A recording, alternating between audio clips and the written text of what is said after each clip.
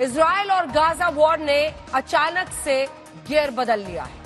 अब यह युद्ध बहुत तेजी के साथ महायुद्ध की तरफ बढ़ रहा है। आज हम आपको दिखाएंगे कि कैसे अमेरिका और ईरान भी अब इजराइल और हमास की तरह आमने सामने आ गए हैं। कैसे दोनों एक दूसरे के ठिकानों को लेकर निशाना बना रहे हैं। इस युद्ध में अब ईरान और हमास के साथ रूस भी खुलकर सामने आ रहा है। एक्सपर्ट्स मान रहे हैं कि विश्व युद्ध का काउंटडाउन शुरू हो गया है। जिस तरह के हालात बन रहे हैं उससे यही लग रहा है कि गाजा वॉर से अब वर्ल्ड वॉर छिड़ने के आसार बन रहे हैं। आज हम अपनी विस्फोटक स्पेशल रिपोर्ट आपको दिखाएं, लेकिन उससे पहले युद्ध के से जुड़े तमाम अपडेट्स आपको बताते हैं। युद्ध का आज 21वां दिन है। गाजा में मरने वालों की संख्या 7,326 पहुंच गई है। 3,038 बच्चे भी मारे गए। अगला अपडेट, हमास के हमले से इजरायली सैनिकों की मौत के आंकड़े में इजाफा हुआ है।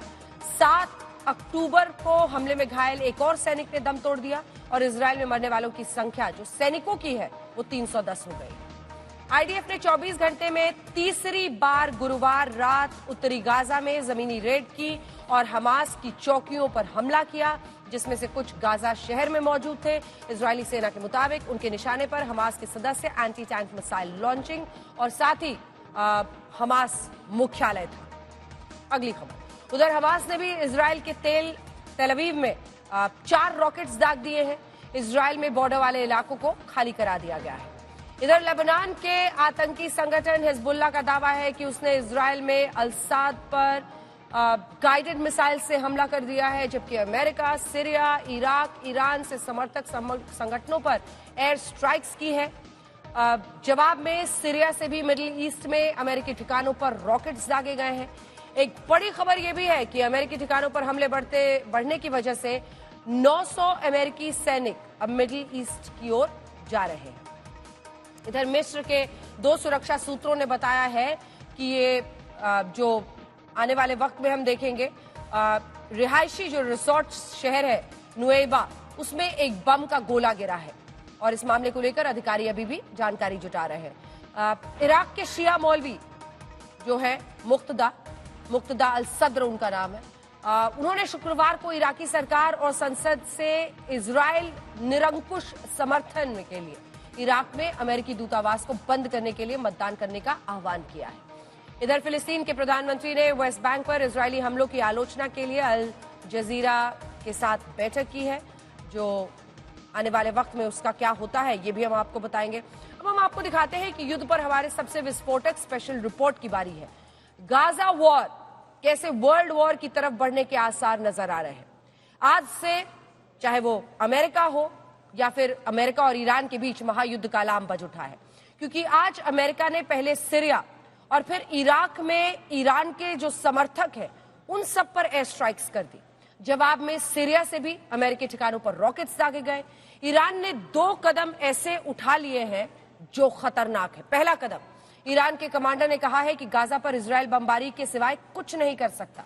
अगर इजराइल गाजा की जमीन पर कदम रखने की हिमाकत करेगा तो वो उसे दफन कर देगा, ड्रैगन निगल जाएगा, क्योंकि गाजा की सुरंग में छिपकर रहने वाले आतंकी जमीनी हमले का जवाब देने से में काफी कारगर है। दूसरा कदम जो ईरान ने उठाया, ईरान ने मिडिल ईस्ट में 2 दिन के अपना वॉर ड्रिल शुरू कर दिया, जहां सैन्य रिहर्सल जिसमें 200 से ज्यादा हेलीकॉप्टर्स हिस्सा ले रहे हैं और इससे अमेरिका बुरी तरह से चिढ़ गया है। युद्ध का 21वां दिन, गाजा में इजरायली एयर स्ट्राइक वाली तबाही तो दुनिया के सामने है। गाजा में खून से लथपथ बच्चे, जान बचाकर भागते दौड़ते लोग, इजरायली बमबारी से मिट्टी में मिली हुई इमारतें दुनिया देख रही। लेकिन अब गाजा युद्ध महायुद्ध में बदल रहा है। इसका सबूत है मिडिल ईस्ट के देशों में अमेरिका की एयर स्ट्राइक।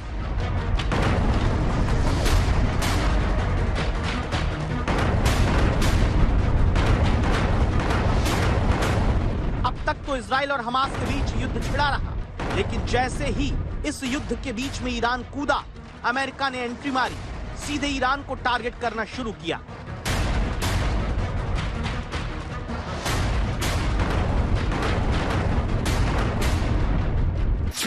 अमेरिका ने सीरिया में ईरान समर्थक आतंकी संगठनों पर किया हमला। सीरिया में अमेरिका ने एक के बाद एक 2 बड़े हमले किए। अमेरिका ने सीरिया के साथ इराक पर भी किए हमले। तो क्या गाजा के बाद ईरान और अमेरिका युद्ध भड़कने वाला है? यह अमेरिका का पलटवार है। जिस तरह से पहले हमास ने युद्ध छेड़ा और इजराइल उसका इंतकाम ले रहा है, ठीक वैसे ही ईरान ने पहले मिडिल ईस्ट के देशों में अमेरिकी ठिकानों पर हमले करवाए और अब अमेरिका ईरान से इंतकाम लेने पर उतर आया, क्योंकि इराक से सीरिया तक लगातार अमेरिकी ठिकानों पर हमले हो रहे थे। इसी के जवाब में सीरिया में ईरान के इस्लामिक रेवोल्यूशनरी गार्ड के ठिकानों को निशाना बनाया गया। इसराइल हमास के युद्ध का असर अब सीरिया में दिखना शुरू हो गया है। सीरिया में पिछले कुछ दिनों से लगातार इजरायली फोर्सेस ने एलेप्पो और डमेस्कस एयर बेसिस के ऊपर हमला किया था, ताकि जो सामान ईरान वहां पहुंचा रहा है हिजबुल्लाह के लिए, उसके ऊपर रोक लगाई जा सके। कल अमेरिका ने डायरेक्ट अटैक्स किए हैं पूरी सीरिया में 2 बेसिस के ऊपर, जिनका पेंटागन का कहना है कि इन बेसिस को ईरान रिवॉल्यूशनरी गार्ड कंट्रोल करता है और यहीं से ड्रोन अटैक्स किए गए थे। सीरिया में जिस अमेरिकी सैन्य ठिकाने पर हमला हुआ है वो डेर एज़-जोर प्रोविंस में है। बड़ी बात यह कि इन हमलों से 24 घंटे पहले ही अमेरिकी राष्ट्रपति जो बाइडेन ने ईरान को चेतावनी दे दी थी। इधर अमेरिका ने सीरिया पर एयर स्ट्राइक की। तुरंत सीरिया की तरफ से भी अमेरिकी सैन्य ठिकानों पर हमले किए गए और अमेरिका को जवाब दे दिया गया कि वो भी खामोश बैठने वाले नहीं। यानी ईरान बता रहा है कि अमेरिका भले सुपर पावर हो, लेकिन वो भी रुकने वाला नहीं। आपको बता दें कि ईरानी सेना ने मिडिल ईस्ट के देशों में अपना सैन्य अभ्यास शुरू कर दिया। ईरान की सेना ने 200 से ज्यादा हेलीकॉप्टर की उड़ानों की रिहर्सल की। ईरान का कहना है कि इस्लामिक देशों के सामने आने वाले संभावित खतरों का सामना करने के लिए ही यह अभ्यास किया गया। 17 अक्टूबर से 26 अक्टूबर के बीच इराक में अमेरिकी सैनिकों पर 12 अलग अलग हमले हुए। सीरिया में 4 बार अमेरिकी सेना के ठिकानों को ड्रोन और रॉकेट से निशाना बनाया गया। अमेरिका का कहना है कि इन सभी हमलों के पीछे ईरान है। उधर CNN ने दावा किया कि ईरानी फौज पूरे लाव लश्कर के साथ तैयार है और वो मिडिल ईस्ट में अमेरिकी ठिकानों पर हमला करेगा।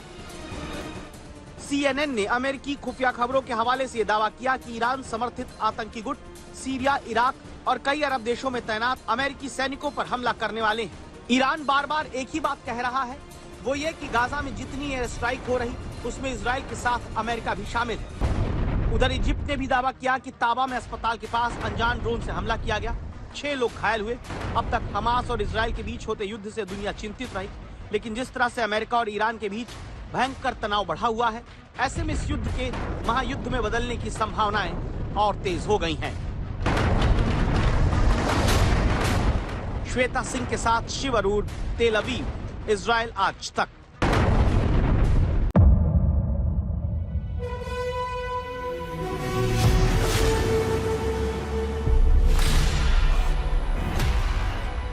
मुद्दों का मैदान, जिम्मेदारी नहीं तर्कों पर घमासान। क्या बताना चाहते हैं देश को? किससे किसकी ठनी, न्याय की नीति नहीं बनती है। किसने दी किसे पटखनी। क्या सच है जिसको छिपाने की कोशिश? खबरों की दुनिया का सबसे बड़ा अखाड़ा दंगल देखे मेरे यानी चित्रा त्रिपाठी के साथ रोज शाम 5 बजे सिर्फ आज तक पर। ना पक्ष ना विपक्ष, ना लेफ्ट ना राइट, ना मिर्च ना मसाला, खबरों का बोलबाला। निडर, निर्भीक, सबसे सटीक स्पेशल रिपोर्ट सिर्फ आज तक पर। एयर रेड के ये सायरन समय समय पर आपको सुनाई देते हैं। शौर्य की, भारत और चीन के बीच साहस की, सभी बाढ़ग्रस्त इलाकों का हवाई सर्वेक्षण किया है। सरोकार की, गाजीपुर में किसान से बातचीत करें। संघर्ष की, कश्मीर को आगे बढ़ना होगा। संयम की, भावनाएं भड़की या दंगे भड़काए गए, सवालों की, जनता के लिए, जनता के द्वारा, जनता की दस्तक। श्वेता सिंह के साथ सिर्फ आज तक पर।